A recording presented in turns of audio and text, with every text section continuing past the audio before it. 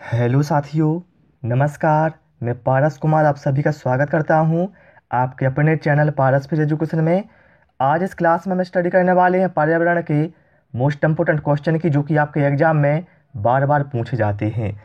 तो चलिए स्टार्ट करते हैं। प्रश्न क्रमांक 1 से कहा गया है, पोलियो किसके कारण होता है? तो यहाँ पर राइट आंसर हमारा होगा ऑप्शन डी, विषाणु। जो पोलियो रोग है साथियों, ये विषाणु की वजह से होता है। ठीक है, विषाणु या वायरस की वजह से, ध्यान रखिए। और ये जिस विषाणु की वजह से होता है उसका नाम क्या है? Polio myelitis. इसके बाद क्वेश्चन नंबर 2 पर आते हैं। किस वर्ष से बाघ कार्यक्रम की शुरुआत की गई थी? बाघ कार्यक्रम, तो बाघ कार्यक्रम की शुरुआत की गई थी साथियों वर्ष 1973 में। Option B is right answer.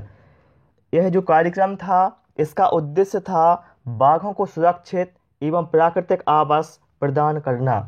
इसके बाद प्रश्न क्रमांक 3 पर आते हैं। पाक जल डमरू मध्य किन को अलग करता है? पाक जल डमरू मध्य, तो ये अलग करता है भारत और श्रीलंका को। Option C is right answer.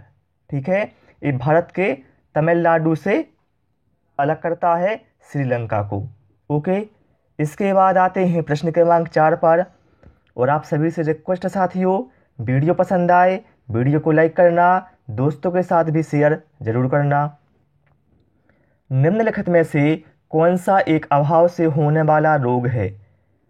बताना, 4 में से कौन सा अभाव से होने वाला रोग है? अभाव मतलब क्या होता है? कमी से होने वाला रोग है। तो यहाँ पर जो दिया है ऑप्शन सी में स्कर्वी, भैया स्कर्वी अभाव से होने वाला रोग है। स्कर्वी होता है विटामिन सी की कमी से, और विटामिन सी का रासायनिक नाम होता है एस्कॉर्बिक अम्ल। ये भी आपको ध्यान रखना है। इसके बाद प्रश्न क्रमांक 5 पर आते हैं। भारत में आलवण जल की सबसे बड़ी झील कौन सी है? तो भारत में आलवण जल की सबसे बड़ी झील है साथियों बुलर झील। जो ऑप्शन सी में कहा गया है ये बिल्कुल यहाँ राइट आंसर हो जाएगा। और आप लोग हमें कमेंट करके बताएं बुलर झील कहाँ पर है। इसका आंसर आप लोग हमें कमेंट बॉक्स में ज़रूर दें।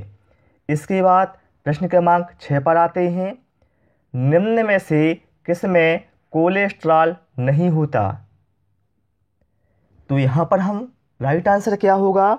वो होगा ऑप्शन ए, मूंगफली का तेल। ठीक है, मूंगफली के तेल में कोलेस्ट्रॉल नहीं होता है। आपको बता दें साथियों, कोलेस्ट्रॉल तेल आधारित पदार्थ होता है जो रक्त में घुलता नहीं है, और इसकी जो आवश्यकता है वो हमारे शरीर को बहुत कम होती है, और यदि अधिक हो जाता है तो ये बहुत ही नुकसानदायक होता है। इसके बाद आते हैं प्रश्न क्रमांक 7 पर। मक्खन क्या है? बताना यहाँ पर राइट आंसर क्या है? मक्खन क्या है? तो मक्खन क्या है साथियों? दूध में मिश्रित वसा। जो दिया है हमें ऑप्शन ए में, ये बिल्कुल यहाँ पर राइट आंसर हमारा हो जाएगा। और यदि आपको साथियों टाइम कम पड़ता है किसी भी क्वेश्चन का आंसर देने में, आप लोग वीडियो को पुश कर लें, फिर आप इसके बाद आंसर सोच सकते हैं। चलिए प्रश्न क्रमांक 8 पर आते हैं। प्राथमिक कक्षा स्तर पर पर्यावरण अध्ययन शिक्षण के 3 प्रमुख उद्देश्य कौन से हैं? बताइए यहाँ पर राइट आंसर क्या होगा? तो यहाँ पर प्राथमिक कक्षा स्तर पर पर्यावरण अध्ययन शिक्षण के 3 प्रमुख उद्देश्य हैं ज्ञान, अवबोध और अनुप्रयोग। Option A is right answer. इसके बाद प्रश्न क्रमांक 9 पर आते हैं। निम्नलिखित रोगों में से मादा एनाफिलिज मच्छर किसकी वाहक है? बताना है कौन सा रोग या किस रोग का वाहक मादा एनाफिलिज मच्छर होता है? तो वो है malaria. Option B is right answer. इसके बाद आते हैं प्रश्न क्रमांक 10 पर। ओजोन परत क्या अवशोषित करती है? तो जो ओजोन परत है साथियों, यह हानिकारक पराबैंगनी किरणों को अवशोषित करती है। Option B is right answer. आपको बता दें ओजोन परत बहुत ही आवश्यक है हमारे लिए, क्योंकि यह हानिकारक पराबैंगनी किरणों को अवशोषित कर लेती है, जिससे क्या है, स्किन कैंसर जैसी बीमारियों का खतरा इससे होता है।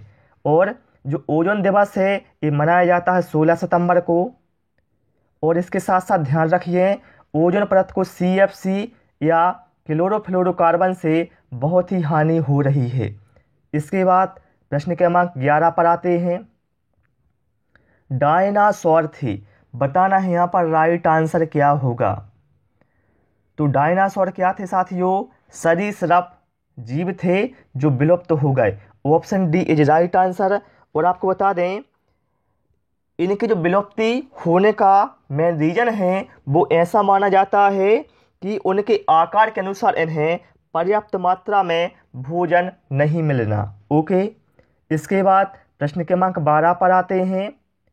किस एंजाइम की उपस्थिति ग्लूकोज तथा फ्रक्टोज को एल्कोहल में रूपांतरित कर देती है। तो यहाँ पर राइट आंसर होगा जाइमेज। जाइमेज एंजाइम की उपस्थिति ग्लूकोज तथा फ्रक्टोज को एल्कोहल में रूपांतरित कर देती है। इसके बाद प्रश्न क्रमांक 13 पर आते हैं। कोयले का सबसे बड़ा भंडार किस राज्य में है। तो कोयले का सबसे बड़ा भंडार है साथियों, वो है झारखंड राज्य में। Option B is right answer. इसके बाद प्रश्न क्रमांक 14 पर आते हैं। 2016 रियो ओलंपिक का आधिकारिक शुभंकर कौन था। Most important. तो यहाँ पर राइट आंसर हमारा होगा Vinicius. Option C is right answer. इसके बाद प्रश्न क्रमांक 15 पर आते हैं।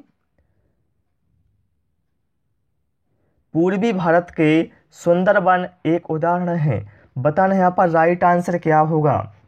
पूर्वी भारत के सुंदरवन एक उदाहरण है, तो ये है साथियों मैंग्रो पारिस्थितिक तंत्र का। Option B is right answer.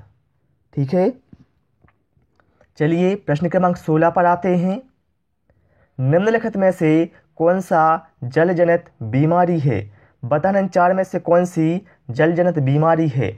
तो वो है साथियों हैजा। क्या है, हैजा। Option B is right answer यहाँ पर अपना हो जाएगा। इसके बाद आते हैं साथियों हम प्रश्न क्रमांक 17 पर। बांधवगढ़ राष्ट्रीय उद्यान किस राज्य में है। तो बांधवगढ़ राष्ट्रीय उद्यान ये है साथियों मध्य प्रदेश में। मध्य प्रदेश में कहाँ पर है, तो मध्य प्रदेश के ये उमरिया में है। और इसमें क्या है, बाघों की संख्या अधिक है। इसके बाद आते हैं प्रश्न क्रमांक 18 पर। प्रदूषक जो नीचे जाते हुए भूमिगत जल के साथ नीचे की ओर गति करते हैं क्या कहलाते हैं। तो यहाँ पर राइट आंसर हमारा होगा लीचेट्स या निक्षालितिक। ठीक है। ऐसे प्रदूषक जो नीचे जाते हुए भूमिगत जल के साथ नीचे की ओर गति करते हैं उन्हें हम लीचेट्स या निक्षालितिक कहते हैं। इसके बाद प्रश्न क्रमांक 19 पर आते हैं। वायु की आर्द्रता या नमी किस पर निर्भर करती है। तो यहाँ पर राइट आंसर हमारा होगा साथियों क्या होगा, ऑप्शन डी यहाँ पर राइट आंसर हमारा हो जाएगा। मतलब जो वायु की आर्द्रता है वो तापमान, स्थान और मौसम इन सभी पर निर्भर करती है। तो ऑप्शन डी यहाँ पर राइट आंसर हो जाएगा। इसके बाद प्रश्न क्रमांक 20 पर आते हैं। चलिए मोस्ट इम्पोर्टेंट क्वेश्चन है। छात्रों को पर्यावरण अध्ययन की सभी शाखाओं को एक साथ पढ़ाने हेतु निम्न में से कौन सा उपागम श्रेष्ठ है। क्या है, सभी शाखाओं को एक साथ पढ़ाने हेतु। तो इसके लिए जो उपागम श्रेष्ठ होगा साथियों उसका नाम होगा एकीकृत उपागम। Option C is right answer. ठीक है। इसके बाद प्रश्न क्रमांक 21 पर आते हैं। प्राथमिक विद्यालय में विज्ञान संग्रहालय बनाने का सबसे प्रमुख उद्देश्य क्या होता है। बताना यहाँ पर राइट आंसर क्या है। तो प्राथमिक विद्यालय में विज्ञान संग्रहालय बनाने का सबसे प्रमुख उद्देश्य होता है साथियों छात्रों में अवलोकन तथा संग्रह करने की आदत डालना, जो हमें ऑप्शन सी में दिया है। ये बिल्कुल यहाँ पर राइट आंसर हमारा हो जाएगा। ठीक है। इसके बाद आते हैं प्रश्न क्रमांक 22 पर। और आपको साथियों इसका आंसर हमें कमेंट बॉक्स में देना है कि इसका आंसर क्या होगा। सभी को इसका आंसर हमें कमेंट बॉक्स में ज़रूर देना है। ठीक है। तो डियर साथियों इसमें हमने 22 क्वेश्चन इंक्लूड किए थे जो कि मैंने आपको बता दिए हैं। मुझे उम्मीद है आपको क्लास पसंद आई होगी। क्लास पसंद आई हो साथियों, रिक्वेस्ट है वीडियो को लाइक करें, दोस्तों के साथ शेयर करें और नए नए वीडियो पाने के लिए चैनल को सब्सक्राइब करना ना भूलें। Thanks for watching this video.